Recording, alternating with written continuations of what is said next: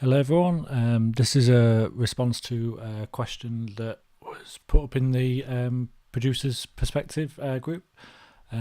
Just wanted to know, I guess, how I made the lead on the title track in my new album, Alien on Earth. So the track's called Alien on Earth, of course. So the way that I do a lot of my riffs, a lot of my riffs on Alien on Earth was using Hammer, not because of any other reason that it's quite easy to use, and for certain sounds it works brilliantly. For other sounds, not so good. It's just a case of this sort of. It has a lot of power and a lot of crunchiness that you can get quite quickly, and I like the sort of the two-layered system in it. So we'll play the file, and then I'll talk you through a few of the settings.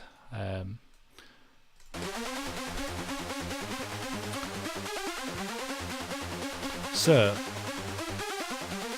this sound is basically made up into two layers. You've got your first layer, which basically is just a detuned, unison saw. On this layer, there's less voices because I find that gives a bit more of a crunchy sound. So I usually use that for a lower octave layer, and then it's just a case of copying that part, pasting it over.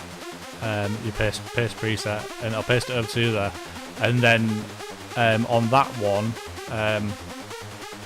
I'll increase the octave. So,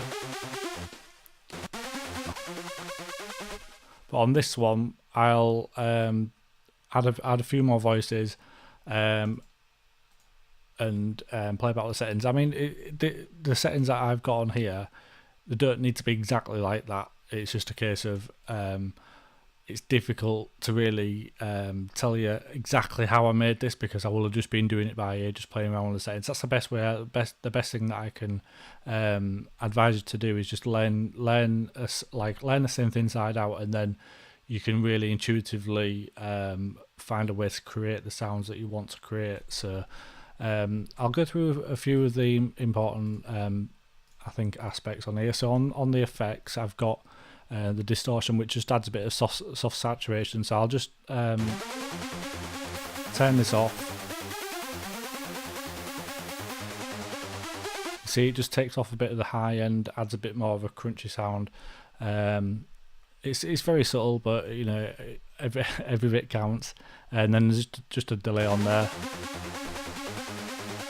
It's just a nice simple delay. As you can see on here, I've got no effects at all. You're probably wondering where the rest of the track is, but because of the way that I work, I'll probably quickly show you this now. So I use two versions of Fruity. So I've got two versions on here.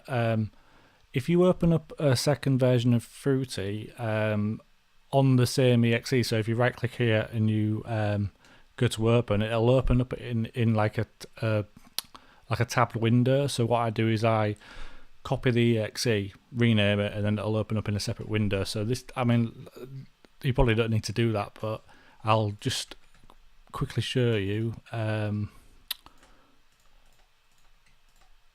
I do that. So I just use audio for arranging my tracks.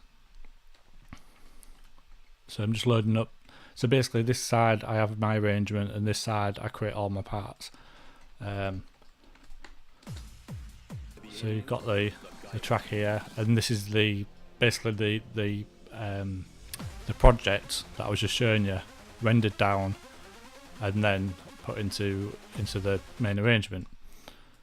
So that's why that is just like that basically. There's the piano roll. I don't know if I can talk you through that right now.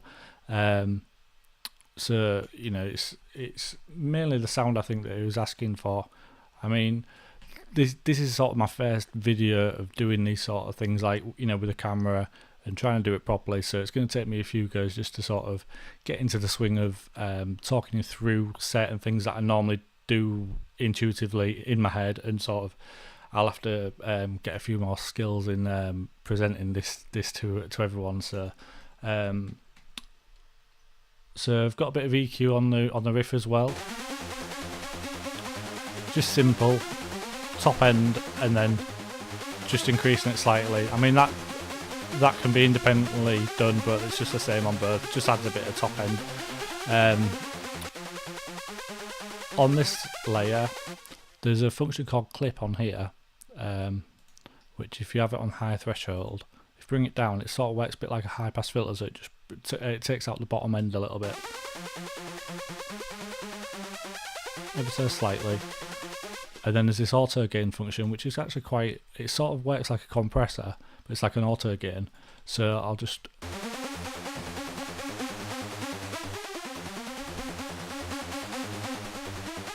and if you are making music such as hard dance or hard trance, and you need your sounds to be loud but still have a bit of dynamics in them, that's a really good way of doing it, because you can just bring the dial into however much you want, and it sounds a lot more natural than compression. So I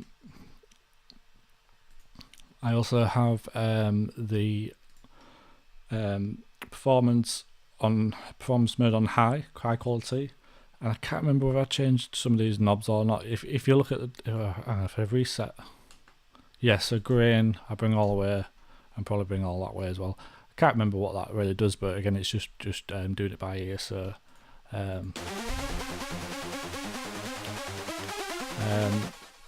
in the oh yeah, this is quite an important factor. So in the pitch envelope section, which is down here, and this is on basically both on the same one, you can copy from states into there. So if you want to quickly change one and then copy it to, you can do it via here. So I'll just play the first part, and then you'll see the difference. So what this does, it sort of acts a bit like a portamento, but without being activated by the previous note. So I prefer to do this for certain sounds because it's more of an effect. It's more of a sound design effect. So it adds that sort of like ripping quality to the start of the sound.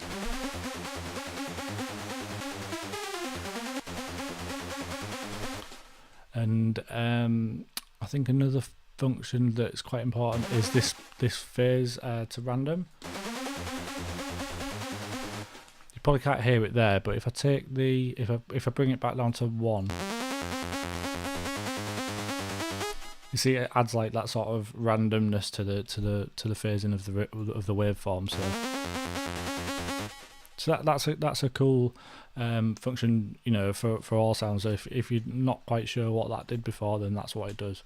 You don't notice it so much when you've got unison, you know, more voices on there, because there's so much going on anyway. So, and these modes again, just do it by ear, because it all depends. You just got to sort of play around with them. They're just there as options, basically. So, so yeah, I think that's everything. You know, I can probably do a bit more of an in-depth analysis of, you know, various tracks on this album, but that'll give you something to have a look at for now. All right, cheers.